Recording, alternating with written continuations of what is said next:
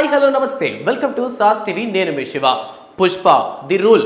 Actually ఈ cinema కోసం మనందరం చాలా మంది వెయిట్ చేస్తున్నాం. సో ఈ సినిమా ఏంటంటే ఆగస్టు 15న ఇండిపెండెన్స్ డే రోజైతే రిలీజ్ చేద్దామని సుకుమార్ గారు బాగా ప్లాన్ చేస్తున్నారు.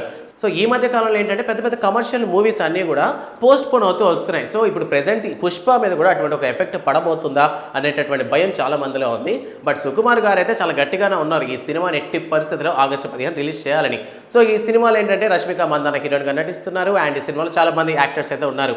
సో ఎగ్జాంపుల్కి సునీల్, అనసూయ అండ్ ఫహద్ ఫజీల్, రావు రమేష్, సో ఈ విధంగా చాలా మంది యాక్టర్స్ ఉండడం జరిగింది. అండ్ ఈ సినిమాకి సంబంధించి జాన్వీ కపూర్ని తీసుకుంటున్నారు. సో ఇక్కడ వరకు మనకి పుష్ప ది రూల్.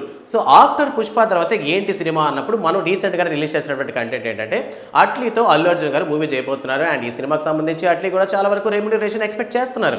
సో ఇక్కడ వరకు మనకు తెలుసు. బట్ ఇందులో విషయం ఏంటంటే ఈ అట్లీ తీసినటువంటి సినిమాలో హీరోయిన్గా ఎవరు ఉండబోతున్నారు అనేటటువంటి డౌట్ చాలా మందిలో ఉంది. సో ఇంతకీ విషయం ఏంటంటే ఈసారి థర్డ్ కాంబో అనమాట. అంటే లాస్ట్ 2 సినిమాలతో సూపర్ హిట్ ఇచ్చినటువంటి కాంబోనే మళ్ళీ రిపీట్ చేయాలనుకుంటున్నారంట అట్లీ గారు. మరెవరో కాదు ఆ హీరోయిన్ పూజా హెగ్డే.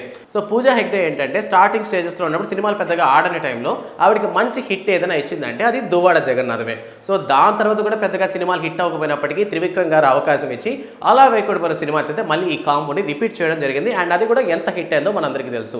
ప్రెజెంట్ ఏంటంటే ఆల్రెడీ ఐరన్ లెగ్ అనేటువంటి పేరు పడడం వల్ల పూజా హెగ్డేకి పెద్ద ఛాన్సెస్ రాలేదు. సో గుంటూరు కారం సినిమాలో కూడా స్టార్టింగ్స్లో పూజా హెగ్డే తీసుకొని కొన్ని రోజులు షూట్ చేసి అయితే తరిమేశారు, తీసేశారు.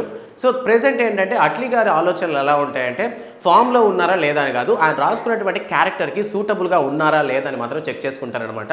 సో లాస్ట్ టైం అట్లీ తీసినటువంటి అదే తమిళ్లో విజయ్ సినిమా ఉంది కదా, తెలుగులో పోలీస్ సోడన్ రీమేక్ అయింది. సో ఆ సినిమాలో కూడా ఎమీ జాక్సన్ తీసుకున్నారు. సో ఆ టైంలో ఏంటంటే ఎమీ జాక్సన్ పెద్ద మార్కెట్ లేదు. అంటే ఐ సినిమాలో హీరోయిన్ కనిపించిన తర్వాత పెద్ద మార్కెట్ లేకపోయినప్పటికీ ఆయన రాసుకున్నటువంటి క్యారెక్టర్కి సూటబుల్ హీరోని పెట్టాలనుకున్నారు. అండ్ సినిమా దాని తర్వాత సూపర్ డూపర్ హిట్ అయితే అయింది. లైక్ అదే ఒక ప్రాస్పెక్టివ్ని ఈసారి అల్లు అర్జున్ గారి మూవీలో ప్లాన్ చేస్తున్నారంట. సో అల్లు అర్జున్తో తీయబోతున్నటువంటి అట్లీ మూవీలో అయితే పూజా హెగ్డే హీరోయిన్గా ఉండబోతోంది అనేటటువంటి వార్తలు సోషల్ మీడియాలో తెగ వైరల్ అవుతున్నాయి. సో ప్రెజెంట్ పూజా హెగ్డేకి ఫామ్ లేదు కదా, సో ఎందుకని అటువంటి హీరోయిన్ సపోర్ట్ చేస్తున్నారు అన్నప్పుడు అట్లీ చెప్పినటువంటి మాట ఒకటే అనమాట, ఫామ్ ఇంపార్టెంట్ కాదు, క్యారెక్టర్లో ఆవిడ ఎంతవరకు ఇన్వాల్వ్ అవ్వగలరు అన్నటువంటిది ఇంపార్టెంట్ అని. అండ్ పూజా హెగ్డే ఈ క్యారెక్టర్కి కరెక్ట్గా సెట్ అవుతుంది అనేటటువంటి విషయాలు చెప్పారంట.